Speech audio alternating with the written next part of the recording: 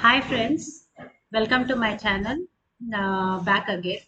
చాలా గ్యాప్ తర్వాత మళ్ళీ ఇవాళ చాలా అంటే ఎనర్జీతో పాటు చేయాలని అనిపించి ఈ వీడియో చేస్తున్నాను నేను. ఈ మధ్యకాలంలో ఈ మధ్యకాలంలో క్యాన్సర్ పేషెంట్స్ అనేవాళ్ళు చాలా పెరిగిపోతున్నారు. బయోలాజికల్‌గా మనం చూస్తే దీనికి కారణం ఫాస్ట్ ఫుడ్ అని, రకరకాల మెటల్ యుటెన్సిల్స్ అని, అవని ఇవని కూడా మనకి అర్థమవుతుంది. లేదా సైంటిస్టులు కూడా మనకు చెప్తున్నారు. అట్లా చూస్తే అవి గనుక మనం కేర్ తీసుకున్నా కూడా కొంతమంది పేషెంట్స్‌కి కంపల్సరీగా క్యాన్సర్ అంటూ వస్తుంది.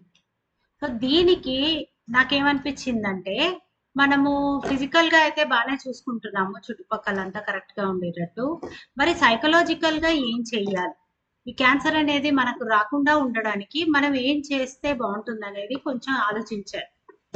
అయితే ఈ బుక్స్‌లో ఫాలో అవుతుండగా లూయి హే అనే ఆవిడ మనకు ఆరోగ్య సమస్యల మీద చాలా చాలా ఇమాజినేషన్ అండ్ ఇంట్యూషన్ అనే 2 ప్రాసెసెస్ అవి సైకలాజికల్ ప్రాసెస్‌తో తను ఒక పుస్తకం రాసిందనమాట. 'టు హీల్' అనేసి. సో, దాంట్లో తను మెన్షన్ చేసిన కారణం ఏంటంటే క్షమాగుణం కోల్పోవడం. సో, ఎప్పుడైతే మనం క్షమాగుణం కోల్పోతామో అప్పుడు మనకి క్యాన్సర్ అనేది రావడానికి ఆస్కారం ఎక్కువగా ఉంటుంది. సో, ఎప్పుడే గాని ఏదైనా జరిగినా, మనతో మిస్టేక్ అయినా, వేరే వాళ్ళతో మిస్టేక్ అయినా కాసేపు బాధపడి తర్వాత వదిలేసేయాలి. ఎందుకంటే అది పాస్ట్. ఇంకా మనం దాన్ని మార్చలేము. ఏదైతే మన చేతిలో ఉందో అది మన ప్రెజెంట్. ఆ ప్రెజెంట్ తోటే మనం బ్రతకాలి తప్పించి పాస్ట్‌లో ఉన్న గ్రడ్జెస్, పాస్ట్‌లో ఉన్న కక్షలు, కార్పణ్యాలు అవన్నీ కూడా క్యారీ ఫార్వర్డ్ చేయకూడదు. సో, ఈ క్యాన్సర్ అనేది మనం తప్పించుకోవాలి అనుకుంటే కంపల్సరీగా ఈ క్షమాగుణం అనేది మనము అలవాటు చేసుకోవాలి. సో, వేరే వాళ్ళని క్షమించడం కాదు, మనని మనం కూడా క్షమించుకునే ఆస్కారాన్ని పెంచుకోవాలి, అలవాటు చేసుకోవాలన్నమాట.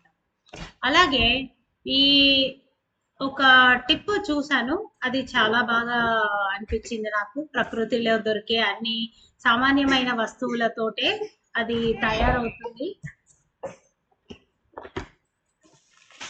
సామాన్యమైన వస్తువులతోటే తయారవుతుంది.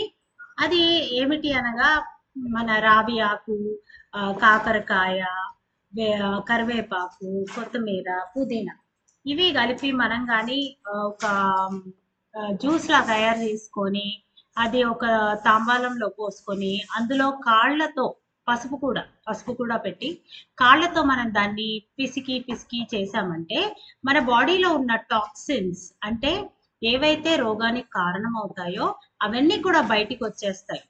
మనకు కూడా తెలుసు, మనం పసుపు రాసుకుంటాం కాళ్ళకి, మొహానికి అవన్నీ. అది పసుపు రంగుగా ఉన్నది తర్వాత నలుపుగా మారుతుంది. అంటే ఏంటి? మన బాడీలో ఉన్న టాక్సిన్స్ అన్నీ కూడా అది బయటికి తీసిందనమాట. సో, ఇది ఫాలో అవ్వడం కూడా చాలా చాలా ఎఫెక్టివ్‌గా ఉంటుంది. అండ్ పని చేస్తుంది. రిజల్ట్ ఓరియెంటెడ్‌గా ఉంది. కాబట్టి ఫ్రెండ్స్, ఇది చూడండి, సైకలాజికల్‌గా అయితే క్షమాగుణం పెంచుకోండి. అండ్ ఫిజికల్‌గా అయితే ఈ యాంటీ టాక్సిన్స్‌ని ఉన్న పదార్థాలని పసుపు, వేప, మెంత్ ఇలాంటివన్నీ కూడా మీరు కంటిన్యూయస్‌గా వాడుతూ ఉండండి. Thank you for listening to me. And ఇంకా వీడియోస్ చేస్తూ మీ ముందొస్తాను. Thank you so much. Bye.